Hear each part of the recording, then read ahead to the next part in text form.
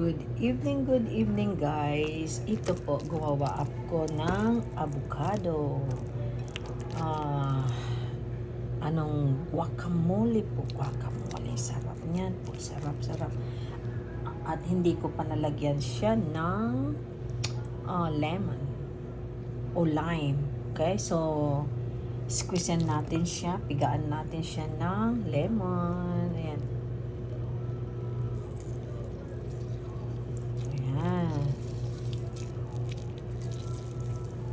Ayan po.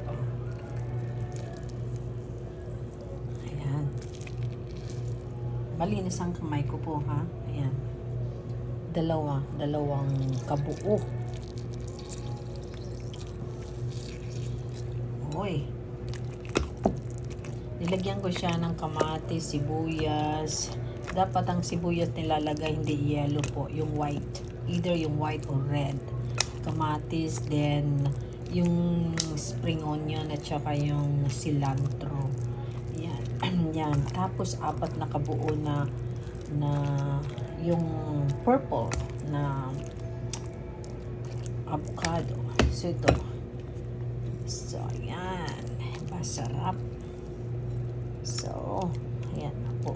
Tingnan natin ang lasa. Uy.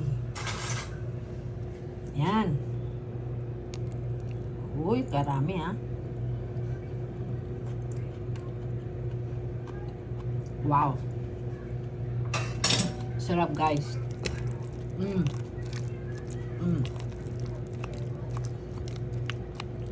So yung isang isang lemon, yun na lang, ganun na lang, karami. Dagdagan natin ng kunting asin. Kunti lang. Yan. Then haluin natin ulit para at least magpantay yung lasa. Yan. Tapos nito mayroon pa naman akong mga chips doon din. Yan ang ating kainin ngayon. Sarap guys. Uy, tikman natin ulit. Sana yung aking kutsara. Yan. Inugasan na. Yan. Ayan. Ulit.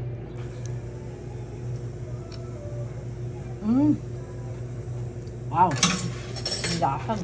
Sarap. Guys, ganun lang. Ang paggawa ng guacamole. So, lagay ko siya konti sa loob ng fridge and then mamaya maliligo lang ako. Then ayun na. Okay, bye. Good evening. Magandang gabi. Madlang people. Bye.